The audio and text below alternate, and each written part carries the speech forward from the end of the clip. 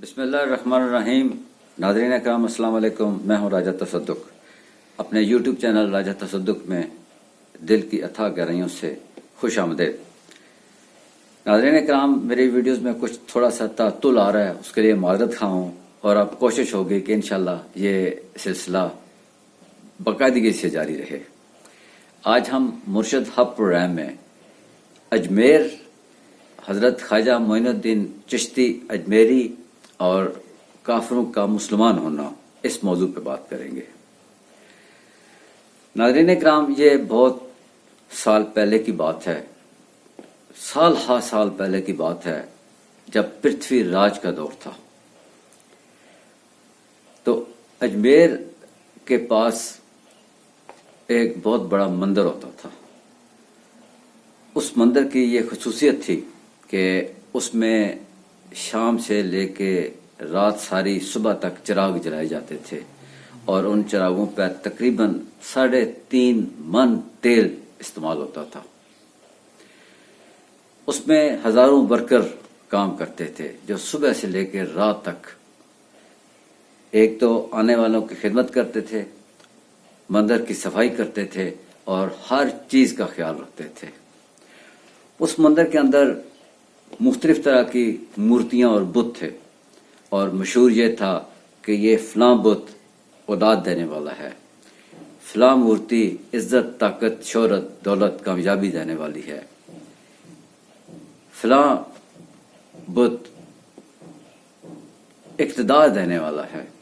और इसी तरह मुख्तलिफ बुतों के सिलसिले में मुख्तलिफ चीजें मशहूर थी। लोग वहां पर आके इबादत करते। और एक और चीज अर्ज करता चलूं कि वो मंदिर भी वीआईपीज के लिए था।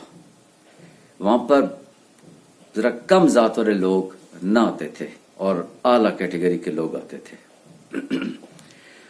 उस मंदिर के बिल्कुल पास एक तालाब था और उसे अनास सागर का तालाब कहते हैं। और उस तालाब की भी ये खसूसियत थी, उसके बारे में ये मशहूर था कि जहां पर जो आके नहाए, जहां पर जो आके इस पानी का इस्तेमाल करे, उसके गुनाह साफ हो जाते हैं, उसके दिल की मुरादें पूरी हो जाती हैं, उसके दिल की तमन्नाएं पूरी हो जाती हैं, उसका इज्जत और वकार में इजाफा होता है। और अल गर्ज जितनी चीजें कह लें उस पानी के बारे में मशहूर थी। एक दिन हजरत ख्वाजा गरीब नवाज मोइनुद्दीन चिश्ती अजमेरी रहमतुल्लाह अलैह अपने कुछ साथियों और अकीदतमंदों के साथ वहां पर आए और उन्होंने एक जगह पर पड़ाव किया। जब असर का वक्त हुआ तो उन्होंने अपने मुरीद खास कुतुबुद्दीन बख्तियार काकी से कहा कि असर की अजान दें। असर की अजान हुई तो उसके बाद उन्होंने नमाज की इमामत फरमाई।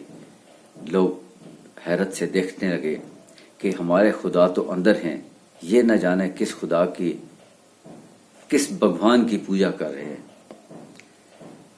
खैर, इसी तरह मगरब हुई, रात हुई। जब शाम का वक्त आया तो एक तरफ से ढेर सारे ऊंटों का एक काफिला आया चरवाहों के साथ। तो उन्होंने आके ख्वाजा गरीब नवाज से कहा कि जिस जगह पर आप बैठे हैं ये राजा के ऊंट हैं और ये राजा के ऊंटों के आराम करने की जगह है, बैठने की जगह है। तो आपने फरमाया कि इतना बड़ा मैदान है, इतनी बड़ी जगह है, तो इन्हें कहीं और बिठा लें। तो उन्होंने कहा कि नहीं, ये जगह इन ऊंटों के लिए मखसूस है, मुख्तस है। खैर, थोड़ी सी बहस मुबाहिसा हुआ तो वो चरवाहे जरा बदतमीजी पर आ गए। उनकी इस कैफियत को देखते हुए हजरत ख्वाजा गरीब नवाज ने अपने अकीदतमंदों से कहा कि उठते हैं, हम कुछ और दूर जाकर बैठ जाते हैं, अब यहां पर ऊंट ही बैठेंगे। चुनांचे चरवाहों ने ऊंटों को बिठा दिया और आप कुछ थोड़े से फासले पर जाके आपने अपना पड़ाव लगा लिया। رات کو بھی عبادات ہوئیں. جب صبح کا وقت آیا تو حسب معمول چرواہے آئے اور انہوں نے اونٹوں کو اٹھانا چاہا تو اونٹ اٹھ نہیں رہے تھے. انہوں نے اونٹوں کو مارنا شروع کیا، ڈنڈوں سے مارا، چابک سے مارا، نہ جانے کیا کیا کیا، لیکن اونٹ ٹس سے مس نہ ہوئے اور اونٹ نہ اٹھے. وہ بڑی حیرانگی میں، پریشانی میں سوچنے لگے کہ یہ ہوا کیا ہے. یکدم انہیں خیال آیا کہ کل جو ادھر ایک بابا جی بیٹھے ہوئے تھے انہوں نے یا تو بد دعا کی ہے یا انہوں نے کوئی جادو کر دیا ہے کہ اونٹ اٹھ نہیں رہے. یہ بات کچھ اقتدار کے درمیانے طبقے تک کے لوگوں کے پاس گئی تو انہوں نے کہا کہ بابا جی کی جا کے منت سماجت کریں کہ اونٹ ہیں، اگر اٹھیں گے نہیں، چرنے نہیں جائیں گے، پانی نہیں پئیں گے تو بھوکے بھی رہیں گے اور پیاسے بھی رہیں گے.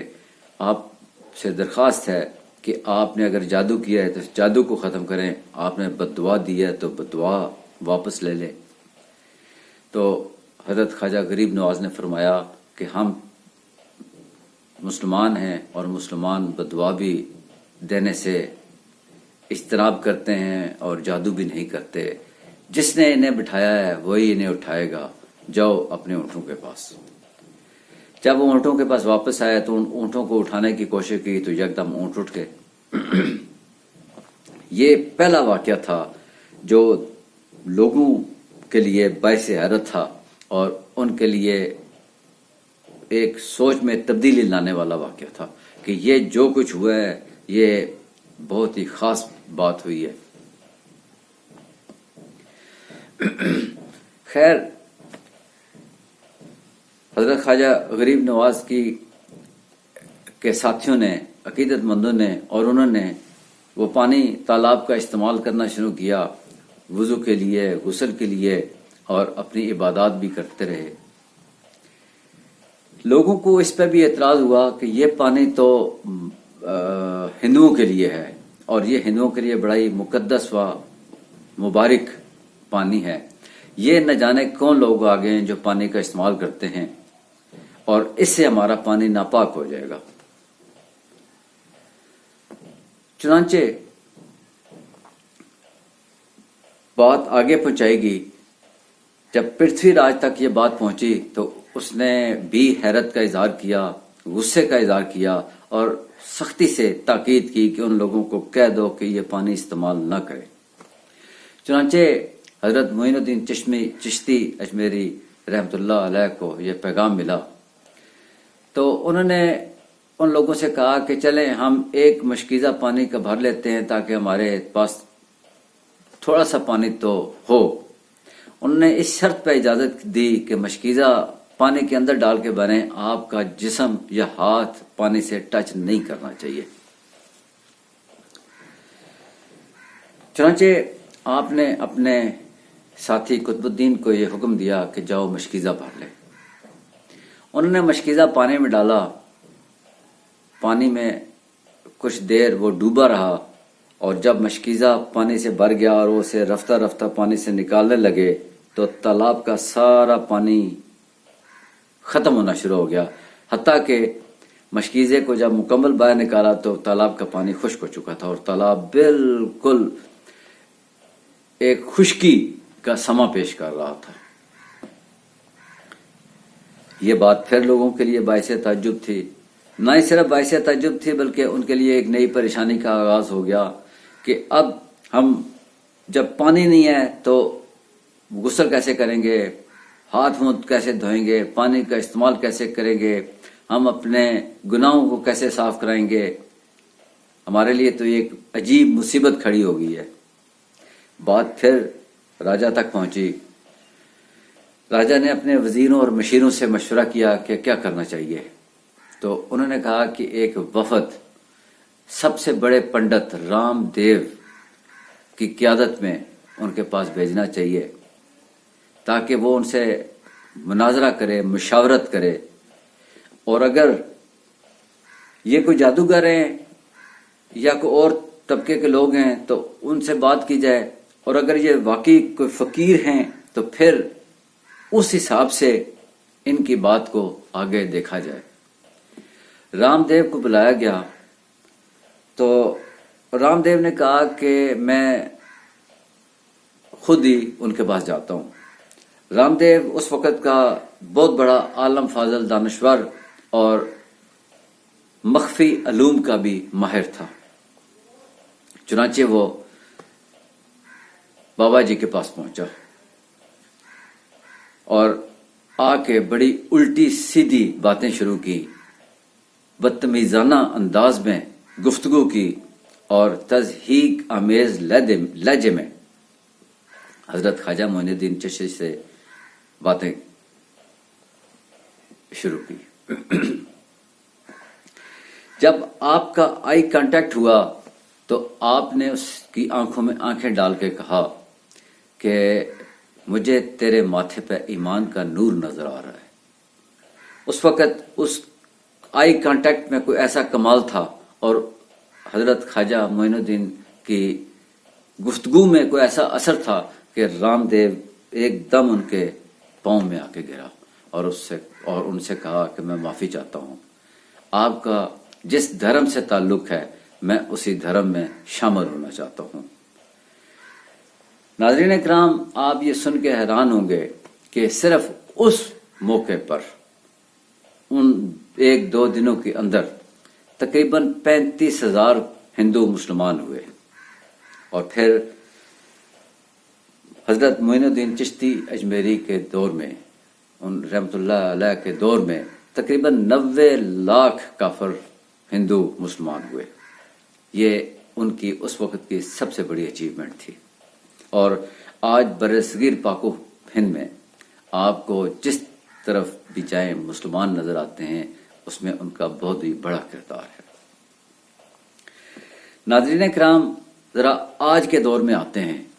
آج کے دور میں ہمیں مختلف جگہوں پر پیر اور فقیر نظر آتے ہیں۔ یہ اپنے اپنے درباروں میں، اپنی اپنی گدیوں میں بیٹھے ہوتے ہیں اور اپنے اپنے انداز میں لوگوں کو اپنی طرف اٹریکٹ کرنے کی کوشش کرتے ہیں۔ لوگ ان کی طرف جاتے بھی ہیں۔ میں نہایت ادب اور نہایت معذرت کے ساتھ یہ کہنا چاہوں گا کہ ہمیں یہ دیکھنا ہوگا کہ ان میں اصل کون ہے اور شبدہ باز کون ہے۔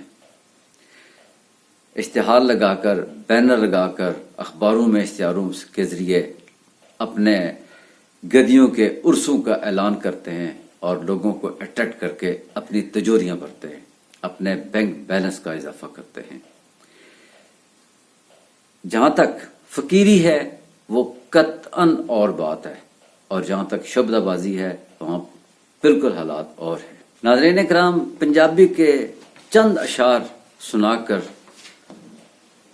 آپ سے اجازت لینے کی کوشش کرتا ہوں کہ اکثر دھوکھے دے جاندے نے، اکثر دھوکھے دے جاندے نے سانوں اپنے جاچے لوگ، رستے سانوں دستے پھردے اپنے گھروں گواچے لوگ، تے گل ماڑیاں دی ایتھے کوئی نہیں سندا، تکڑیاں دیاں چبلاں اتے لکھتے پھرن دباچے لوگ۔ ناظرین اکرام، فیصلہ آپ پہ چھوڑتا ہوں کہ اصل اور نقل میں کوشش کریں کہ فرق ہو، آپ کو پتہ چلے کہ حقیقت کیا ہے۔ ناظرین اکرام، اللہ کا شکر ہے میں تصوف پہ لکھتا ہوں اور تصوف پہ بات کرتا ہوں۔ اگر آپ کو سچے اور سچے بابوں سے ملاقات کرنے کی خواہش ہو تو آپ سے گزارش ہے کہ میرے چینل کو سبسکرائب کریں، کامنٹ باکس میں اپنے کامنٹ دیں، اپنی آراء کا اظہار کریں اور کوشش کریں کہ میرے ساتھ ان ٹچ رہیں۔ اللہ میاں آپ کو بہت خوش رکھے۔ بہت شکریہ۔